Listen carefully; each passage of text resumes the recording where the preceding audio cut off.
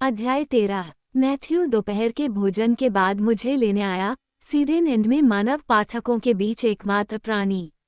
जब वह मुझे ओमेटली के नीचे ले गया खुले बीमों की पेंटिंग बनाते हुए, वह मेरे काम और मैं क्या पढ़ रही थी के बारे में लगातार सवाल पूछते रहे। ऑक्सफोर्ड में मौसम पूरी तरह ठंडा और धूसर हो गया था और मैंने अपनी गर्दन के चारों ओर कॉलर खींच लिया, नम हवा में कांप रहा था। मैथ्यू को कोई फर्क नहीं पड़ा और उसने कोट नहीं पहना हुआ था। उदास मौसम ने उसे थोड़ा कम चौंकाने वाला बना दिया, लेकिन यह उसे पूरी तरह से घुलने मिलने के लिए पर्याप्त नहीं था। बोडलियन के केंद्रीय प्रांगण में लोग झुके और घूरे, फिर अपने सिर हिलाए। मैंने उससे कहा, तुम पर ध्यान दिया गया है। मैं अपना कोट भूल गया। इसके अलावा वे तुम्हें देख रहे हैं, मुझे नहीं। उसने मुझे एक चमकदार मुस्कान दी। एक महिला का जबड़ा खुला रह गया और उसने अपने दोस्त को धक्का दिया, अपना सिर मैथ्यू की दिशा में झुकाया। मैं हंसा, तुम बहुत गलत हो। हम केबल कॉलेज और यूनिवर्सिटी पार्क की ओर बढ़े, प्रयोगशाला और कंप्यूटर स्पेस के लिए समर्पित आधुनिक इमारतों की भूल भुलैया में प्रवेश करने से पहले रोड्स हाउस पर दाईं ओर मुड़े। प्राकृतिक इतिहास संग्रहालय की छाया में निर्मित, विज्ञान के लिए विशाल लाल ईंटों से बना विक्टोरियन कैथेड्रल, ये अकल्पनीय, कार्यात्मक समकालीन वास्तुकला के स्मारक थे। मैथ्यू ने हमारी मंजिल की ओर इशारा करते हुए एक साधारण सी इमारत की ओर इशारा किया और अपनी जेब से प्लास्टिक का पहचान पत्र निकाला। उसने उसे दरवाजे के हैंडल पर लगे रीडर से स्वाइप किया और 2 अलग अलग क्रम में कोड का एक सेट पंच किया। दरवाज़ा खुलते ही वह मुझे गार्ड के स्टेशन पर ले गया, जहां उसने मुझे एक अतिथि के रूप में साइन इन किया और मुझे अपना स्वेटर डुबाने के लिए एक पास दिया। यह एक विश्वविद्यालय प्रयोगशाला के लिए बहुत बड़ी सुरक्षा है, मैंने बेड से छेड़छाड़ करते हुए टिप्पणी की। जैसे जैसे हम मीलों लंबे गलियारों से गुजरते गए, सुरक्षा और भी बढ़ती गई, जो किसी तरह मामूली मुखौटे के पीछे समा गए। एक गलियारे के अंत में मैथ्यू ने अपनी जेब से एक अलग कार्ड निकाला, उसे स्वाइप किया और एक दरवाजे के बगल में एक कांच के पैनल पर तर्जनी रखी। कांच के पैनल ने घंटी बजाई और इसकी सतह पर एक टच पैड दिखाई दिया। मैथ्यू की उंगलियां नंबर वाली चाबियों पर दौड़ रही थीं। दरवाज़ा धीरे से खुला और वहां एक साफ, थोड़ी एंटीसेप्टिक गंध थी जो अस्पतालों और खाली पेशेवर रसोई की याद दिलाती थी। ये टाइल, स्टेनलेस स्टील और इलेक्ट्रॉनिक उपकरणों के अखंड विस्तार से आ रही थी। हमारे सामने कांच से घिरे कई कमरे थे। एक में मीटिंग के लिए एक गोल मेज, एक मॉनिटर का काला मोनोलिथ और कई कंप्यूटर थे। दूसरे में एक पुरानी लकड़ी की डेस्क, एक चमड़े की कुर्सी, एक बहुत बड़ा फारसी नग था जिसकी कीमत बहुत ज्यादा रही होगी, टेलीफोन, फैक्स मशीन और भी कई कंप्यूटर और मॉनिटर थे। उसके आगे दूसरे कमरे थे जिनमें file cabinet, microscope, refrigerator, autoclave, test tube के रैक, सेंट्रीफ्यूज और दर्जनों ऐसे उपकरण और यंत्र रखे हुए थे जिन्हें पहचाना नहीं जा सकता था। पूरा क्षेत्र खाली लग रहा था, हालांकि कहीं से बाक सेलो कंसर्टों की हल्की धुनें और कुछ ऐसा सुनाई दे रहा था जो यूरोविशन गीत प्रतियोगिता विजेताओं द्वारा रिकॉर्ड किए गए नवीनतम हिट जैसा ही। जब हम 2 दफ्तरों के पास से गुजरे तो मैथ्यू ने गलीचे वाले दफ्तर की ओर इशारा किया। मेरा दफ्तर, उसने समझाया। फिर उसने मुझे बाईं ओर पहली प्रयोगशाला में ले गया। हर सतह पर रैक में सजे कंप्यूटर, माइक्रोस्कोप और नमूना कंटेनर रखे हुए थे। फाइल कैबिनेट दीवारों के चारों ओर लगी हुई थी। उनके एक दराज पर एक लेबल था जिस पर लिखा था, <0। इतिहास प्रयोगशाला में आपका स्वागत है। नीली रोशनी ने उसके चेहरे को और भी सफ़ेद और बालों को और भी काला कर दिया। यही वह जगह है जहां हम विकास का अध्ययन कर रहे हैं। हम पुराने दफन स्थलों, उत्खनन, जीवाश्म अवशेषों और जीवित प्राणियों से भौतिक नमूने लेते हैं और नमूनों से डीएनए निकालते हैं। मैथ्यू ने एक अलग दराज खोली और कुछ फाइलें निकालीं। हम दुनिया भर में सैकड़ों प्रयोगशालाओं में से सिर्फ एक हैं जो प्रजातियों की उत्पत्ति और विलुप्त होने की समस्याओं का अध्ययन करने के लिए आनुवंशिकी का उपयोग कर रहे हैं। हमारी प्रयोगशाला और बाकी प्रयोगशालाओं के बीच अंतर यह है कि मनुष्य एकमात्र प्रजाति नहीं है जिसका हम अध्ययन कर रहे हैं। उसके शब्द ठंडे और स्पष्ट, मेरे चारों ओर गिर रहे थे। आप पिशाच आनुवंशिकी का अध्ययन कर रहे हैं। चुड़ैलें और राक्षस भी। मैथ्यू ने अपने पैर से एक पहिएदार स्टूल को फंसाया और धीरे से मुझे उसके ऊपर बैठा दिया। काले रंग के कॉन्वर्स हाई टॉप पहने एक पिशाच कोने से तेजी से आया और एक हॉल में लेटेक्स दस्ताने पहनकर चीखता हुआ आया। वह 20 के दशक के अंत में था। उसके सुनहरे बाल और नीली आंखें थीं जो कैलिफोर्निया के एक सूर्य की तरह थीं। मैथ्यू के बगल में खड़ा, उसकी औसत ऊंचाई और बनावट उसे दुबला पतला दिखा रही थी, लेकिन उसका शरीर मजबूत और ऊर्जावान था। AB नेगेटिव, उसने मुझे प्रशंसापूर्वक देखते हुए कहा। वाह, शानदार खोज। उसने अपनी आंखें बंद की और गहरी सांस ली। और एक चुड़ैल भी। मार्कस विटमोर, डायने बिशप से मिलिए। वो येल में इतिहास की प्रोफेसर हैं। मैथ्यू ने युवा पिशाच को देखकर नाक भान सिकुड़ी। और वह यहाँ एक अतिथि के रूप में है, न कि एक पिनकुशन के रूप में। मार्कस निराश दिखे, फिर चमक उठे। क्या तुम्हें कोई आपत्ति होगी अगर मैं तुम्हारा कुछ खून ले लूं? हाँ, वास्तव में, मैं नहीं चाहता था कि कोई पिशाच रक्त विकार विशेषज्ञ मुझे छेड़े और उकसाए। मार्कस ने सीटी बजाई। ये तो कुछ लड़ने झगड़ने वाली प्रतिक्रिया है। डॉक्टर बिशप, एड्रेनालाइन की गंध सूंघिए। क्या हो रहा है? एक जानी पहचानी सोप्रानो आवाज ने पुकारा। कुछ सेकंड बाद मिरियम का छोटा शरीर दिखाई देने लगा। डॉक्टर बिशप प्रयोगशाला से थोड़ा अभिभूत हैं, मिरियम। माफ करें, मुझे नहीं पता था कि यह वही है, मिरियम ने कहा। उसकी गंध अलग है। क्या यह एड्रेनालाइन है? मार्कस ने हाँ में सिर हिलाया। क्या तुम हमेशा ऐसे ही रहते हो? एड्रेनालाइन से भरे कपड़े पहने हुए और जाने के लिए कोई जगह नहीं। मार्कस, मैथ्यू बहुत कम शब्दों में एक भयावह चेतावनी दे सकता था।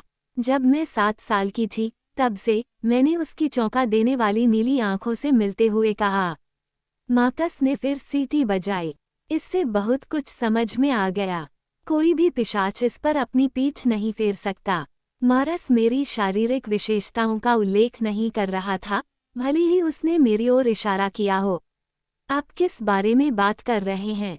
मैंने पूछा। जिज्ञासा ने मेरी घबराहट पर काबू पा लिया।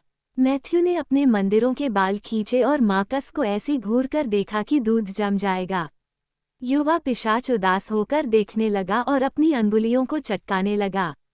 मैं तेज आवाज सुनकर उछल पड़ा। मैथ्यू ने बताया, पिशाच शिकारी होते हैं, डायना। हम लड़ने या भागने की प्रतिक्रिया की ओर आकर्षित होते हैं। जब लोग या जानवर उत्तेजित हो जाते हैं, तो वे उसे सूंघ सकते हैं। हम भी इसका स्वाद ले सकते हैं। एड्रेनालाइन खून को और भी स्वादिष्ट बना देता है, मार्कस ने कहा। मसालेदार, रेशमी और फिर यह मीठा हो जाता है। वाकई बहुत बढ़िया चीज है। मैथ्यू के गले में एक धीमी गड़गड़ाहट शुरू हो गई। उसके होंठ उसके दांतों से दूर हो गए और मार्कस पीछे हट गया। मिरियम ने अपना हाथ गोरे पिशाच की बांह पर मजबूती से रखा। क्या मुझे भूख नहीं है? मार्कस ने मिरियम का हाथ झटकते हुए कहा। डॉक्टर बिशप को शायद यह नहीं पता कि एड्रेनालाइन के प्रति संवेदनशील होने के लिए पिशाचों को शारीरिक रूप से भूखा होना जरूरी नहीं है, मार्कस। मैथ्यू ने स्पष्ट प्रयास करके खुद को नियंत्रित किया।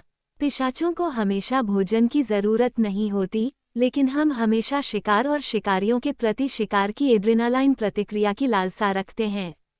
चिंता को नियंत्रित करने के मेरे संघर्ष को देखते हुए यह कोई आश्चर्य की बात नहीं थी कि मैथ्यू हमेशा मुझे भोजन के लिए आमंत्रित करता था। यह मेरी हनिस्कल गंध नहीं थी जो उसे भूखा बनाती थी, यह मेरी अतिरिक्त एड्रेनालाइन थी। समझाने के लिए शुक्रिया, मैथ्यू। कल रात के बाद भी मैं पिशाचों के बारे में अपेक्षाकृत अनभिज्ञ था। टिलेरी, शांत हो जाओ। इसकी कोई जरूरत नहीं है, मैथ्यू ने संक्षेप में कहा। शांत होना आपका काम नहीं है। थोड़ा शिष्टाचार और नियंत्रण रखना हमारा काम है। उसने मार्कस को घूरा और एक फाइल आगे खींच ली। मिरियम ने मेरी तरफ चिंतित नजर डाली। शायद हमें शुरुआत से ही शुरू करना चाहिए। नहीं, मुझे लगता है कि अंत से शुरू करना बेहतर है, उन्होंने फाइल खोलते हुए जवाब दिया। क्या वे इशमोल 7827 के बारे में जानते हैं? मैथ्यू ने पूछा जब मिरियम और मार्कस ने जाने का कोई संकेत नहीं दिखाया। उसने सिर हिलाया। और तुमने उन्हें बताया कि मैंने क्या देखा? उसने फिर से सिर हिलाया। क्या तुमने किसी और को बताया? मिरियम का मुझसे पूछा गया प्रश्न सदियों पुराने संदेह को दर्शाता था। यदि आपका मतलब पीटर नॉक्स से है तो नहीं, केवल मेरी चाची और उनकी साथी एमिली ही जानती हैं। 3 चुड़ैलें और 3 पिशाच एक रहस्य साझा कर रहे हैं, मार्कस ने सोच समझकर मैथ्यू की ओर देखते हुए कहा। दिलचस्प है। आशा करते हैं कि हम इसे छिपाने की तुलना में इसे बेहतर तरीके से संभाल कर रख सकेंगे। मैथ्यू ने फाइल मेरी ओर बढ़ा दी। 3 जोड़ी पिशाच आंखें मुझे ध्यान से देख रही थीं, जबकि मैं इसे खोल रहा था। लंदन में पिशाच खुलेआम घूम रहा है, शीर्षक चिल्लाया। मेरा पेट फूल गया और मैंने अखबार की कतरन को एक तरफ रख दिया। नीचे एक और रहस्यमयी मौत की रिपोर्ट थी जिसमें एक रक्तहीन शव था। उसके नीचे एक पत्रिका की कहानी थी जिसके साथ एक तस्वीर थी जो रूसी पढ़ने में मेरी असमर्थता के बावजूद इसकी सामग्री को स्पष्ट कर रही थी। पीड़ित का गला जबड़े से कैरोटिड धमनी तक चीर दिया गया था। दर्जनों और हत्याएं हुईं और हर भाषा में रिपोर्टें आईं। कुछ मौतों में सिर कलम करना शामिल था, कुछ में खून से लथपथ लाशें थीं। घटनास्थल पर खून का एक भी कण नहीं मिला। दूसरों ने गर्दन और आगे की ओर लगी चोटों की भयावहता के कारण जानवर के हमले का सुझाव दिया। हम मर रहे हैं, मैथ्यू ने कहा जब मैंने आखिरी कहानी को एक तरफ धकेल दिया। मनुष्य मर रहे हैं, ये तो निश्चित है। मेरी आवाज़ कठोर थी। उन्होंने कहा, सिर्फ मनुष्य ही नहीं। इस साक्ष्य के आधार पर पिशाचों में भी प्रजाति के क्षरण के लक्षण दिखाई दे रहे हैं। यही तो तुम मुझे दिखाना चाहते थे। मेरी आवाज़ कांप उठी। इनका जीवों या इश्मोल 782 के अस्तित्व से क्या संबंध है? गिलियन की हाल की चेतावनियों ने दर्दनाक यादें जगा दी थीं और इन तस्वीरों ने उन्हें और भी स्पष्ट कर दिया। मेरी बात सुनो, मैथ्यू ने धीरे से कहा। कृपया। हो सकता है कि उसकी बात समझ में न आ रही हो, लेकिन वह जानबूझकर मुझे डरा भी नहीं रहा था। मैथ्यू के पास ये सब बताने के पीछे कोई अच्छा कारण रहा होगा। फाइल फोल्डर को गले लगाते हुए मैं अपने स्टूल पर बैठ गया। ये मौतें, उन्होंने धीरे से फोल्डर मुझसे दूर खींचते हुए कहा, मनुष्यों को पिशाच में बदलने के असफल प्रयासों का परिणाम है। जो कभी हमारे लिए दूसरा स्वभाव था, वह अब मुश्किल हो गया है। हमारा खून मौत से नया जीवन बनाने में असमर्थ होता जा रहा है। प्रजनन में विफलता किसी भी प्रजाति को विलुप्त कर देगी। हालांकि मैंने अभी जो तस्वीरें देखी, उनके आधार पर दुनिया को और अधिक पिशाचों की जरूरत नहीं थी।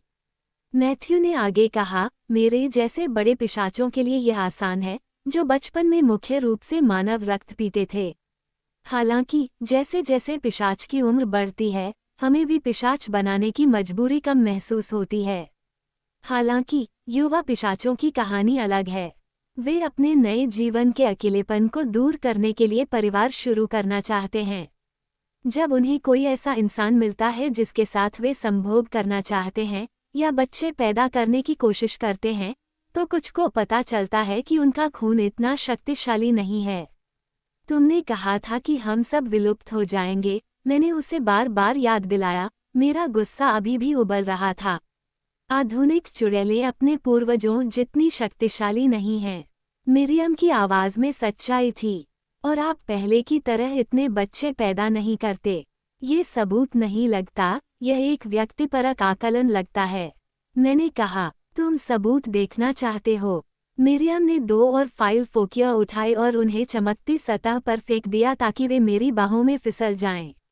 ये रहा, हालांकि मुझे संदेह है कि तुम इसे ज्यादा समझ पाओगे। एक पर बैंगनी रंग का लेबल था जिस पर बेनविंगुडा बड़े करीने से लिखा हुआ था। दूसरे पर लाल रंग का लेबल था जिस पर गुड बीट्राइस लिखा हुआ था।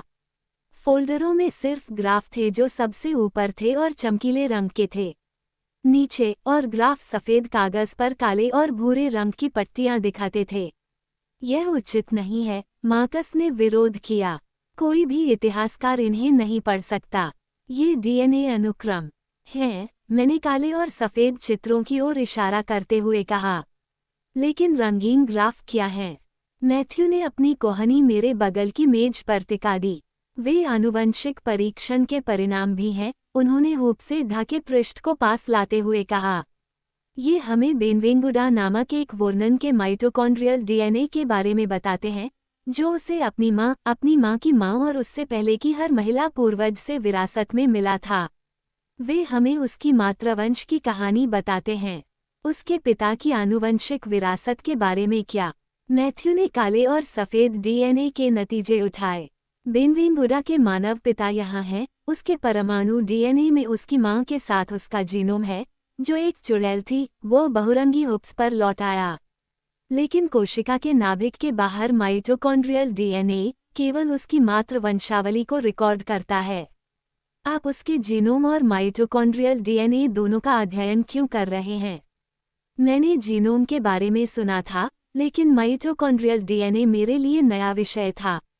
आपका परमाणु डीएनए हमें आपके बारे में एक अद्वितीय व्यक्ति के रूप में बताता है कि कैसे आपके माता और पिता की आनुवंशिक विरासत ने आपको बनाने के लिए पुनर्संयोजित किया। यह आपके पिता के जीन और आपकी माँ के जीन का मिश्रण है जिसने आपको नीली आंखें, सुनहरे बाल और झाइयाँ दी। माइटोकॉन्ड्रियल डीएनए हमें एक पूरी प्रजाति के इतिहास को समझने में मदद कर सकता है। इसका मतलब है कि प्रजातियों की उत्पत्ति और विकास हम में से हर एक में दर्ज है, मैंने धीरे से कहा। ये हमारे खून और हमारे शरीर की हर कोशिका में है। मैथ्यू ने सिर हिलाया। लेकिन हर मूल कहानी एक अलग कहानी कहती है, शुरुआत की नहीं बल्कि अंत की। हम डार्विन के पास वापस आ गए हैं, मैंने भौहें सिकोड़ते हुए कहा। उत्पत्ति पूरी तरह से इस बारे में नहीं थी कि विभिन्न प्रजातियां कहाँ से आईं।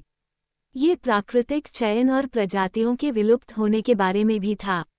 कुछ लोग कहेंगे कि ओनहगिन मुख्यतः विलुप्त होने के बारे में था, मार्कस ने सहमति जताते हुए प्रयोगशाला बेंच के दूसरी ओर लुढ़कते हुए कहा।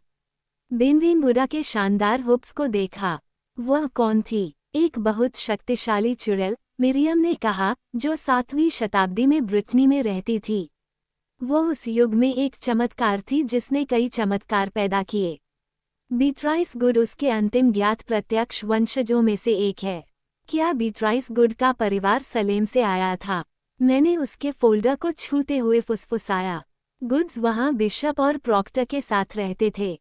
बीट्राइस के वंश में सेलम की सारा और डोरोथी गुड शामिल हैं, मैथ्यू ने कहा, जिससे मेरी आशंका की पुष्टि हुई। उसने बीट्राइस का फाइल फोल्डर खोला और उसके माइटोकॉन्ड्रियल परीक्षण के परिणामों को बेनवेंगुडा के परिणामों के बगल में रख दिया। लेकिन वे अलग हैं, मैंने कहा। आप इसे रंगों और उनकी व्यवस्था से देख सकते हैं। इतना अलग नहीं, मैथ्यू ने मुझे सही किया। बीट्राइस के न्यूक्लियर डीएनए में चुड़ैलों में आम तौर पर पाए जाने वाले मार्कर कम हैं। ये दर्शाता है कि जैसे जैसे सदियां बीतती गईं, उसके पूर्वजों ने जीवित रहने के लिए संघर्ष करते हुए जादू और जादू टोने पर कम से कम भरोसा किया। उन बदलती ज़रूरतों ने उसके डीएनए में उत्परिवर्तन को मजबूर करना शुरू कर दिया। उत्परिवर्तन ने जादू को किनारे कर दिया। उसका संदेश पूरी तरह से वैज्ञानिक लग रहा था, लेकिन यह मेरे लिए था। बीट्राइस के पूर्वजों ने अपने जादू को एक तरफ धकेल दिया और इससे अंततः परिवार नष्ट हो जाएगा। ये पूरी तरह से चुड़ैलों की गलती नहीं है, प्रकृति भी इसके लिए जिम्मेदार है। मैथ्यू की आंखें उदास थीं। ऐसा लगता है कि पिशाचों की तरह चुड़ैलों ने भी एक ऐसी दुनिया में जीवित रहने के दबाव को महसूस किया है जो तेजी से मानवीय होती जा रही है। डेमन्स भी, वे कम प्रतिभा दिखाते हैं जिससे हम उन्हें मानव आबादी से अलग करते थे और अधिक पागलपन दिखाते थे। क्या मनुष्य मर नहीं रहे हैं?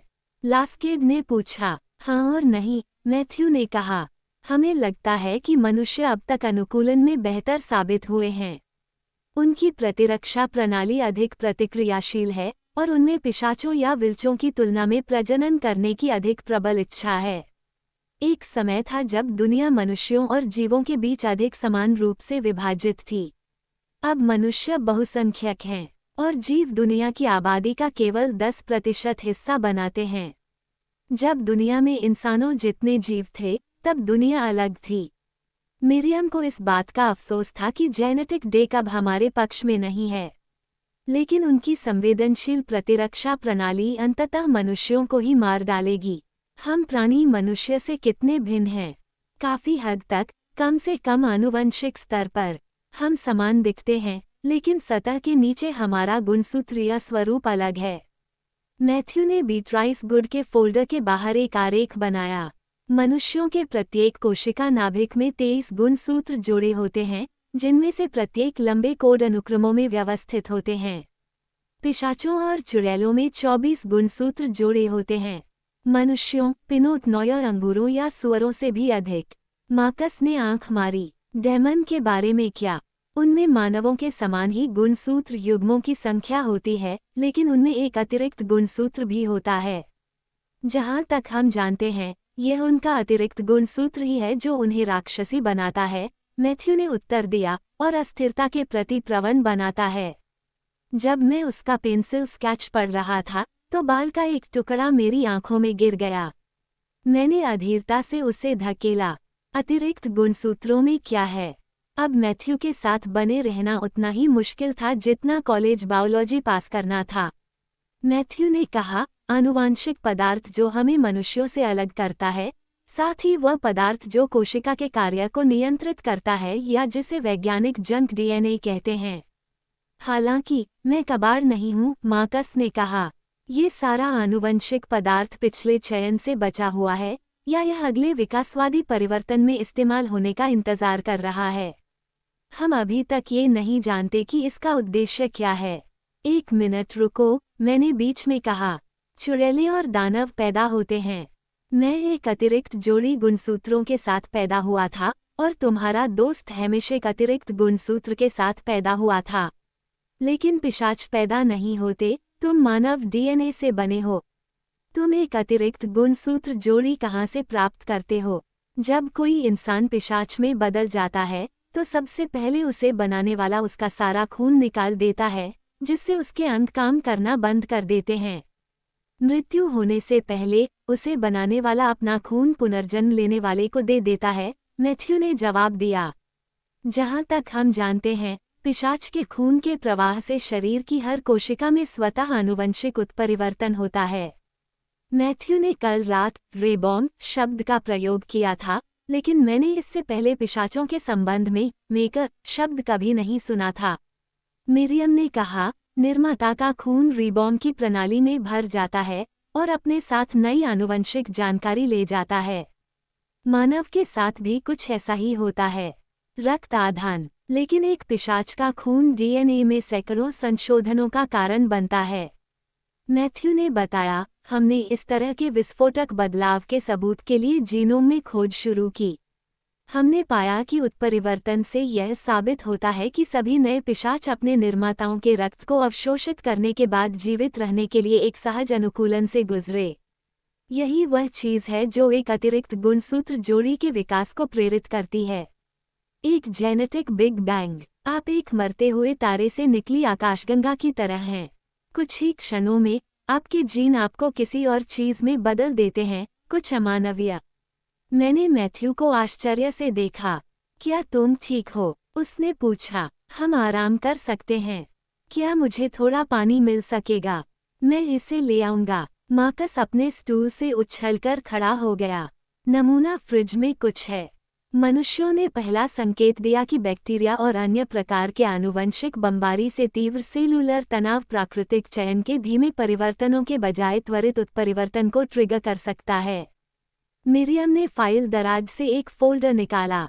इसे खोलते हुए उसने एक काले और सफ़ेद ग्राफ के एक हिस्से की ओर इशारा किया। यह आदमी 1375 में मर गया। वह चेचक से बच गया, लेकिन बीमारी ने तीसरे गुणसूत्र पर उत्परिवर्तन पैदा कर दिया क्योंकि उसके शरीर ने बैक्टीरिया के प्रवाह का जल्दी से सामना किया। मार्कस मेरे लिए पानी लेकर लौटा। मैंने ढक्कन हटाया और प्यास से पानी पी लिया। वैम्पायर डीएनए में रोग प्रतिरोधक क्षमता के कारण होने वाले ऐसे ही उत्परिवर्तन भरे पड़े हैं। ये परिवर्तन धीरे धीरे हमारे विलुप्त होने की ओर ले जा रहे हैं। मैथ्यू चिंतित दिखे। अब हम इस बात पर ध्यान केंद्रित करने की कोशिश कर रहे हैं कि वैम्पायर के खून में ऐसा क्या है जो नए गुणसूत्रों के निर्माण को प्रेरित करता है। इसका उत्तर माइटोकॉन्ड्रिया में हो सकता है। मिरियम ने अपना सिर हिलाया। नहीं, बिल्कुल नहीं। इसका जवाब परमाणु डीएनए में है। जब किसी शरीर पर पिशाच के खून का हमला होता है तो उसे ऐसी प्रतिक्रिया को सक्रिय करना चाहिए जिससे शरीर के लिए परिवर्तनों को पकड़ना और आत्मसात करना संभव हो सके। हो सकता है, लेकिन यदि ऐसा है तो हमें जंक डीएनए पर भी अधिक बारीकी से नज़र डालने की जरूरत है। नए गुणसूत्रों को उत्पन्न करने के लिए सब कुछ वहां मौजूद होना चाहिए, मार्कस ने जोर देकर कहा। जब वे तीनों बहस कर रहे थे, मैं अपनी आस्तीन ऊपर चढ़ा रहा था। जब कपड़ा मेरी कोहनी से ऊपर आया और मेरी बांह की नसें प्रयोगशाला की ठंडी हवा के संपर्क में आईं, तो उन्होंने अपना ठंडा ध्यान मेरी त्वचा पर केंद्रित कर दिया। डायना, मैथ्यू ने अपने लाजरस बैज को छूते हुए ठंडे स्वर में कहा, तुम क्या कर रही हो? क्या आपके पास अभी भी दस्ताने हैं, मार्कस? मैंने अपनी आस्तीन ऊपर करते हुए पूछा। मार्कस मुस्कुराया। हाँ। वो खड़ा हुआ और पास के एक डिब्बे से लेटेक्स के दस्ताने निकाले। तुम्हें ऐसा करने की जरूरत नहीं है। मैथ्यू की आवाज गले में फंस गई।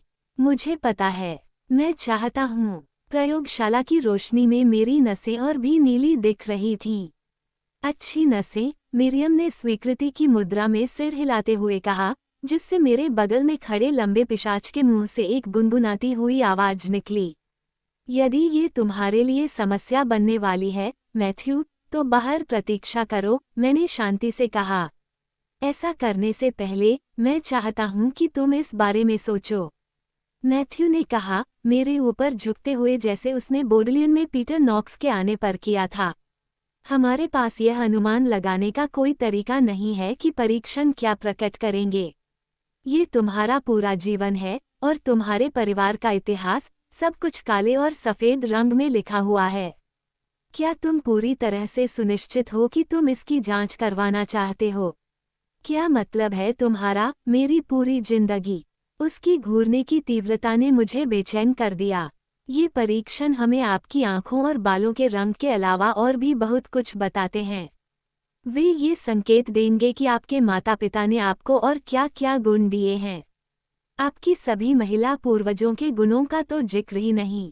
हमने एक दूसरे को बहुत देर तक देखा, इसलिए मैं चाहता हूं कि आप मुझसे एक नमूना लें, मैंने धैर्यपूर्वक कहा। उसके चेहरे पर उलझन छा गई। मैंने अपनी पूरी जिंदगी यही सोचा है कि बिशप का खून मेरी नसों में बहते समय क्या कर रहा होगा। मेरे परिवार के बारे में जानने वाले सभी लोग हैरान थे। अब हम जान जाएंगे। मुझे ये बहुत आसान लगा। मेरा खून मैथ्यू को ऐसी बातें बता सकता था जिन्हें मैं बेतरतीब ढंग से जानने का जोखिम नहीं उठाना चाहता था। मैं धुएं में आग नहीं लगाना चाहता था, या पेड़ों के बीच से उड़ना नहीं चाहता था, या किसी के बारे में बुरा सोचना नहीं चाहता था, ताकि वह व्यक्ति 2 दिन बाद जानलेवा बीमारी से पीड़ित हो जाए। मैथ्यू को लग सकता है कि रक्त देना जोखिम भरा है। मुझे लगा कि यह घरों की तरह सुरक्षित है, सभी बातों को ध्यान में रखते हुए। इसके अलावा, तुमने मुझे बताया था कि चुड़ैलें खत्म हो रही हैं। मैं आखिरी बिशप हूँ। शायद मेरा खून तुम्हें ये पता लगाने में मदद करेगा कि ऐसा क्यों हो रहा है।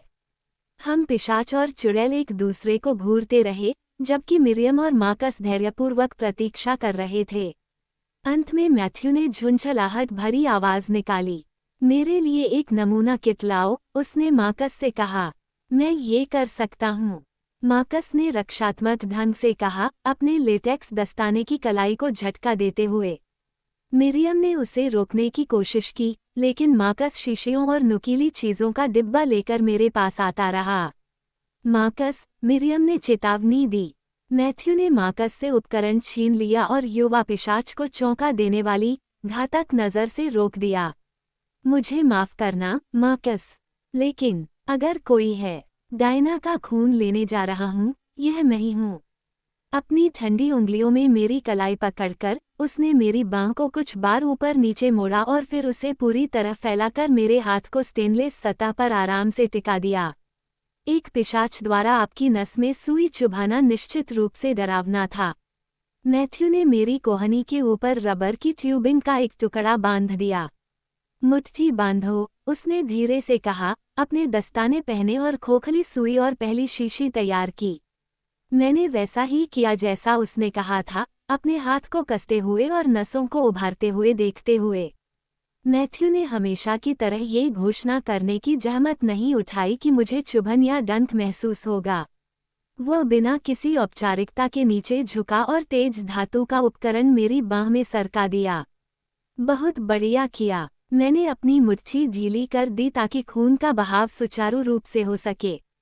मैथ्यू का मुंह चौड़ा हो गया जब वह शीशियां बदल रहा था। जब उसका काम पूरा हो गया तो उसने सुई निकाली और उसे एक सीलबंद बायोहैज़र्ड कंटेनर में डाल दिया। मार्कस ने शीशियां इकट्ठी की और उन्हें मिरियम को सौंप दिया, जिसने उन पर एक छोटी, सटीक लिपि में लेबल लगा दिया। मैथ्यू ने स्टिक वाली जगह पर एक वर्गाकार धुंध लगाए और उसे मजबूत, ठंडी उंगलियों से वहीं रखा। अपने दूसरे हाथ से, उसने चिपकने वाली टेप का एक रोल उठाया और उसे पैड पर सुरक्षित रूप से चिपका दिया। जन्म तिथि, मिरियम ने स्पष्ट स्वर में पूछा, कलम टेस्ट ट्यूब के ऊपर रखी हुई थी। 13 अगस्त 1976। मिरियम ने घूरकर देखा, 13 अगस्त। हाँ, क्यों? बस यकीन के लिए, वह बुदबुदाए। अधिकांश मामलों में हम गाल का स्वाब भी लेना पसंद करते हैं। मैथ्यू ने एक पैकेट खोला और उसमें से प्लास्टिक के 2 सफ़ेद टुकड़े निकाले। वे छोटे पैडल जैसे आकार के थे, जिनके चौड़े सिरे थोड़े खुरदरे थे। बिना कुछ कहे मैंने अपना मुंह खोला और मैथ्यू को पहले एक स्वाब, फिर दूसरे को मेरे गाल के अंदर घुमाने दिया। प्रत्येक स्वाब एक अलग सीलबंद प्लास्टिक ट्यूब में चला गया। सब हो गया। प्रयोगशाला के चारों ओर, स्टेनलेस स्टील और नीली रोशनी की शांत शांति को देखते हुए, मुझे अपने कीमियागरों की याद आ गई, जो कामचलाऊ उपकरणों और टूटी मिट्टी की क्रूसिबल्स के साथ मंद रोशनी में लकड़ी के कोयले की आग पर काम कर रहे थे। वे ऐसी जगह पर काम करने के लिए क्या कुछ नहीं देते, जहां ऐसे उपकरण हों जो उन्हें सृष्टि के रहस्यों को समझने में मदद कर सकते हों। क्या आप पहले पिशाच की तलाश कर रहे हैं? मैंने फाइल दराज की ओर इशारा करते हुए पूछा। कभी कभी, मैथ्यू ने धीरे से कहा। ज्यादातर हम इस बात पर नज़र रखते हैं कि भोजन और बीमारी किस तरह से प्रजातियों को प्रभावित करती है, और कैसे और कब कुछ पारिवारिक वंश विलुप्त हो जाते हैं। और क्या ये सच है कि हम 4 अलग अलग प्रजातियां हैं? क्या डेमोन, मनुष्य, पिशाच और विल्चेस एक ही पूर्वज साझा करते हैं? मुझे हमेशा आश्चर्य होता था कि क्या सारा का यह आग्रह कि चुड़ैलों का मनुष्यों या अन्य प्राणियों के साथ बहुत कम महत्व है, परंपरा और इच्छाधारी सोच से ज्यादा किसी और चीज पर आधारित था। डार्विन के समय में कई लोगों ने सोचा था कि एक ही मानव पूर्वजों की जोड़ी के लिए इतने सारे अलग अलग नस्लीय प्रकारों को जन्म देना असंभव था। जब कुछ गोरे यूरोपीय लोगों ने काले अफ्रीकियों को देखा, तो उन्होंने इसके बजाय बहुजननवाद के सिद्धांत को अपनाया, जिसमें तर्क दिया गया था कि नस्लें अलग अलग, असंबंधित पूर्वजों से उतरी थीं। दानव, मनुष्य, पिशाच और चुड़ैलों में आनुवंशिक स्तर पर काफी भिन्नता होती है। मैथ्यू की आंखें चुभ रही थीं। वो समझ गया कि मैं क्यों पूछ रहा था, भले ही उसने मुझे सीधा जवाब देने से इनकार कर दिया। यदि आप ये साबित कर दें कि हम अलग अलग प्रजातियां नहीं हैं, बल्कि एक ही प्रजाति के भीतर अलग अलग वंश हैं, तो इससे सब कुछ बदल जाएगा। मैंने कहा, समय के साथ हम ये पता लगा पाएंगे कि चारों समूह आपस में कैसे जुड़े हैं। हालांकि, हम अभी भी उस बिंदु से बहुत दूर हैं। वो खड़ा था। मुझे लगता है कि आज के लिए इतना विज्ञान पर्याप्त है। मिरियम और मार्कस को अलविदा कहने के बाद मैथ्यू मुझे न्यू कॉलेज ले गया। वो कपड़े बदलने गया और योग के लिए मुझे लेने के लिए वापस लौटा। हम लगभग खामोशी से वुडस्टॉक की ओर बढ़े, दोनों अपने अपने विचारों में खोए हुए थे। ओल्ड लॉज में मैथ्यू ने हमेशा की तरह मुझे बाहर निकाला, ट्रंक से चटाई उतारी और उन्हें अपने कंधे पर लटका लिया। वन द्वारा स्पर्श किए गए पिशाचों की जोड़ी ने मुझे कुछ देर के लिए छुआ, और मैथ्यू का हाथ बिजली की गति से चल रहा था क्योंकि उसने अपनी उंगलियां मेरी उंगलियों में डाल दी थी। हमारे बीच का अंतर बहुत ही चौंकाने वाला था। उसकी त्वचा इतनी पीली और ठंडी थी, और मेरी त्वचा इसकी तुलना में इतनी जीवंत और गर्म थी। मैथ्यू ने मुझे तब तक पकड़े रखा जब तक हम अंदर नहीं पहुंच गए। क्लास के बाद हम वापस ऑक्सफोर्ड चले गए। पहले अमीरा द्वारा कही गई किसी बात के बारे में बात की, फिर डेमन में से किसी ने अनजाने में जो कुछ किया या नहीं किया उसके बारे में बात की, जो डेमन होने के बारे में पूरी तरह से बताता था। न्यू कॉलेज के गेट के अंदर पहुंचते ही मैथ्यू ने मुझे बाहर निकलने देने से पहले कार से बाहर निकलकर अपनी आदत बदल ली।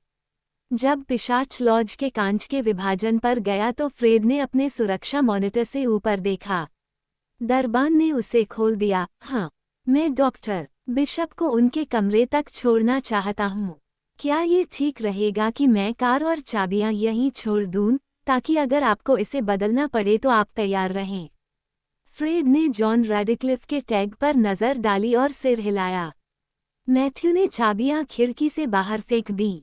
मैथ्यू, मैंने तत्काल कहा, ये सड़क के उस पार ही है। तुम्हें मुझे घर तक छोड़ने की ज़रूरत नहीं है। मैं हूँ। फिर भी, उसने एक ऐसे लहजे में कहा जिसने आगे की चर्चा को रोक दिया। लॉज के मेहराबों से परे और फ्रेड की नज़रों से दूर, उसने फिर से मेरा हाथ पकड़ लिया। इस बार उसकी ठंडी त्वचा के झटके के साथ साथ मेरे पेट के गड्ढे में गर्मी की एक परेशान करने वाली चाट भी थी। सीढ़ियों के नीचे, मैंने मैथ्यू का सामना किया, अभी भी उसका हाथ पकड़े हुए। मुझे फिर से योगा में ले जाने के लिए धन्यवाद। आपका स्वागत है। उसने मेरे असंभव बालों को मेरे कान के पीछे पीछे किया, उंगलियां मेरे गाल पर टिकी रहीं। कल रात के खाने पर आओ, उसने धीरे से कहा। मेरा पेट खाना बनाना है। क्या मैं तुम्हें 7:30 बजे यहाँ से ले जा सकता हूँ? मेरा दिल उछल पड़ा। अचानक उछलने के बावजूद मैंने खुद से कहा, नहीं, मुझे अच्छा लगेगा, इसके बजाय बाहर आ गया। पिशाच ने अपने ठंडे होठों को पहले एक गाल पर दबाया, फिर दूसरे पर। माँ वेलेंटे फिल, उसने मेरे कान में फुसफुसाया। चक्कर आने वाली, आकर्षक गंध।